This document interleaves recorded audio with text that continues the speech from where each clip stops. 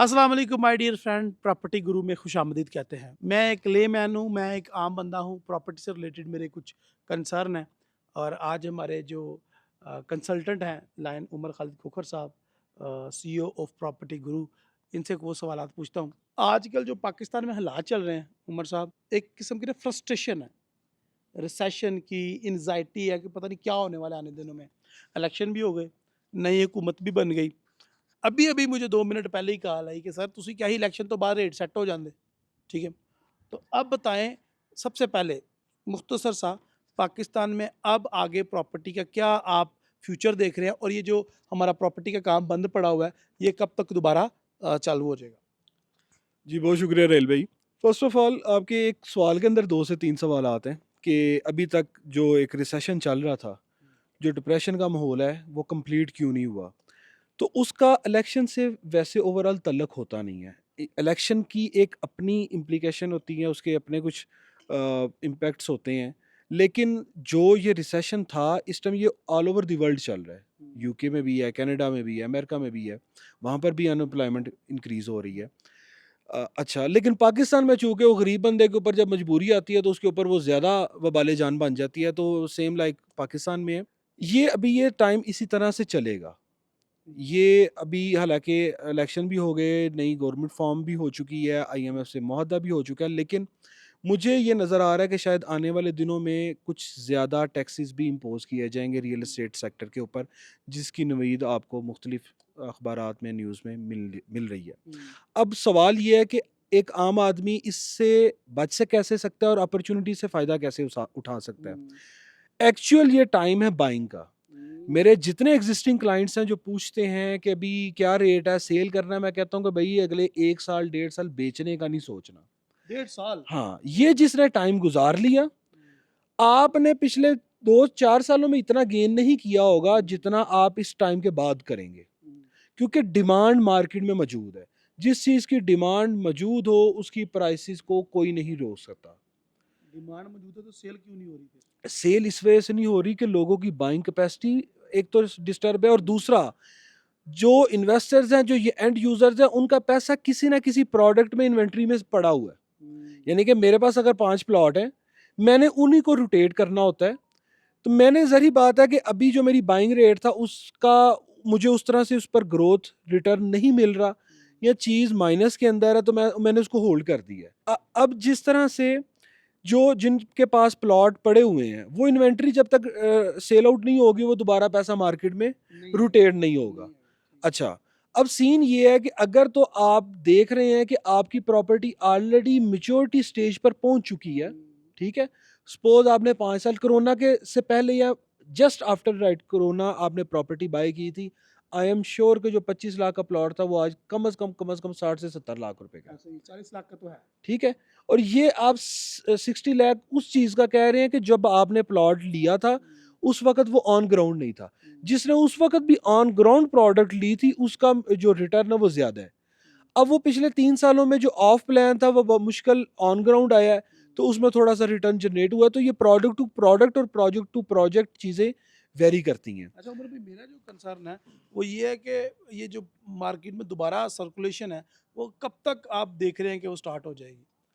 मेरा ख़्याल है कि ये बजट के बाद ना चीज़ें बेहतर यानी होना कि शुरू हो जून जाएँगी। और जुलाई का हाँ। महीना आप कह रहे हैं? लेकिन आप ये समझिए कि ये साल आपका इसी तरह से होगा, नेक्स्ट ईयर के अंदर आपको उसके इम्पैक्ट्स नज़र आएँगे। हुँ, यानी कि इस साल में जो गवर्नमेंट ने डिसीजंस लेने हैं, हुँ। जो पॉलिसीज़ डिटरमिन करनी है, उसका इम्पैक्ट वो अच्छा या बुरा आपको आफ्टर 6 मंथ्स मिलेगा। अच्छा उमर भाई, अ, अब क्रिप्टो का दौर है, आप एक ट्रेडर भी हैं, तो आपको पता है कि कितना मार्केट में बूम आया हुआ है। क्रिप्टो $1 लाख को टच करने का ऑल टाइम हाई ब्रेक कर लिया, गोल्ड ने ऑल टाइम हाई ब्रेक कर लिया। प्रॉपर्टी अभी उस तरीके से रेट नहीं बढ़ा प्रॉपर्टी का।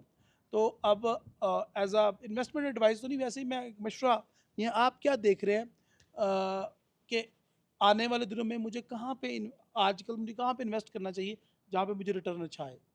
सर, ये डिपेंड करता है कि इन्वेस्ट करने वाला कौन है। अगर एक लेमैन है, जिसको रियल एस्टेट में फ़ाइल सिस्टम समझ में नहीं आता, हुँ, जिसको ये नहीं पता कि जनाबे वाला ऑफ प्लान क्या होता है, हाई राइज के अंदर पर हुँ, स्क्वायर फीट के हिसाब से प्रोडक्ट मिलती है, हुँ, और उसके ऊपर पर मंथ का जो अब नया कंसेप्ट आया रिटर्न का, वो क्या चीज़ें हैं, आप उसको क्रिप्टो से कैसे समझाएंगे, आप उसको बाइनांस का या बाकी एक्सचेंजेस पर लेकर कैसे आएंगे। यहाँ पर तो हमारे वैसे ही लोग डरते हैं कि पता नहीं अगर उनसे कोई डाटा लिया जा रहा है, कोई डॉक्यूमेंट मांगा जा रहा है तो उससे क्या हो जाना है। हमने प्लॉट सेल करना होता है, या अगर कोई प्लॉट सेल होने के लिए आता भी है, तो जब उनसे प्रॉपर्टी के कोई डॉक्यूमेंट मांगे जाते हैं तो लोग थोड़ा सा हिचकिचाते हैं। ठीक है, अब आपने जो लोकल डेमोग्राफिक्स इम्पैक्ट्स हैं, जो चीज़ें हैं, उनको भी देखना है। नो डाउट क्रिप्टो में इस वक्त बुल रन स्टार्ट हो चुका है। अगर आपने किसी ने आज से 6 माह पहले क्रिप्टो में पैसे लगाए थे, बेशक वो ऑल्ट कॉइन्स थे या बेशक बीटीसी था, बेशक अथीरियम था, उसमें इस वक्त एट लीस्ट 300 to 400% ग्रोथ हो चुकी है। लेकिन ये उस बंदे के लिए रिकमेंडेड नहीं है जिसको नो हो ही नहीं है, जिसको पता ही नहीं है कि आपने इन्वेस्टमेंट करनी कब है, जिसको ट्रेड तक नहीं लगानी आती, तो आप उसको उंगली पकड़ कर नहीं चला सकते। अगर एक बंदा फेमिलियर है तो उसके लिए जो रिकमेंडेशन है, उसको अपना इन्वेस्टमेंट का पोर्टफोलियो बनाना चाहिए। सपोज उसके पास 1 करोड़ रुपये है, उसमें से वो कहता है कि यार मेरे पास ये प्लॉट है, ये पैसे मेरे पास सरप्लस पड़े हुए हैं, उसमें से भी हम उसको ये रिकमेंड करेंगे कि ये पैसे कितनी देर तक आपको इसकी ज़रूरत पड़ेगी।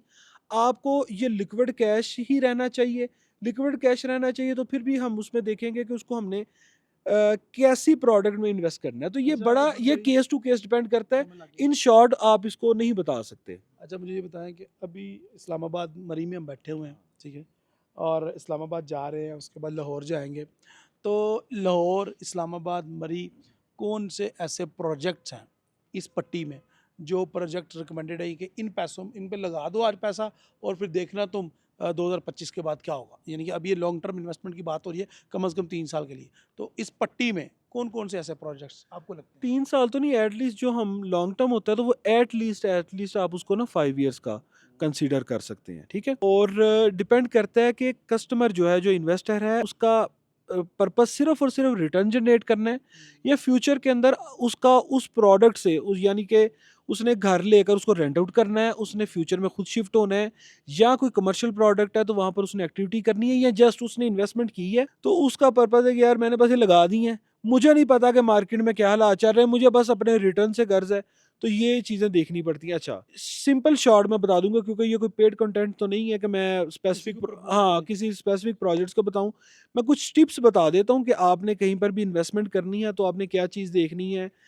सबसे पहले, डेवलपर की रिप्यूट कैसी है, उसका एक्सपीरियंस क्या है, उसने अभी तक कौन से प्रोजेक्ट डिलीवर किए हैं। दूसरा, क्या उसके पास लैंड मौजूद है कि नहीं, लैंड मौजूद है तो क्या वो मुतलका डेवलपमेंट अथॉरिटी से अप्रूव है या नहीं। 3 चीजें हो गई। चौथा, फिर आपने देखना है उस प्रोजेक्ट की लोकेशन और पेमेंट प्लान। ये 5 चीजों का आप एनालिसिस करें। मार्केट में आपको मल्टीपल ऑप्शंस मिलेगी, यानी कि ऐसे प्रोजेक्ट भी होंगे कि डेवलपर भी अच्छा है, लैंड भी मौजूद है, एनओसी भी मौजूद है, लेकिन उसकी लोकेशन ही अच्छी नहीं है, उसकी रीसेल वैल्यू ही नहीं है। जिसकी रीसेल वैल्यू नहीं है तो ज़ाहिर बात है उसको टाइम लगेगा, जब तक वो एंड यूज़र तक चीज़ें पहुंचेंगी, वो 2-3 हाथ चीज़ें निकलेंगी, वहाँ पर डेवलपमेंट होगी, लोग घर बनाएंगे, डिमांड क्रिएट होगी, फिर आपका रिटर्न जनरेट होगा। बहुत शुक्रिया उमर भाई, थैंक यू वेरी मच, आपने गाइड किया।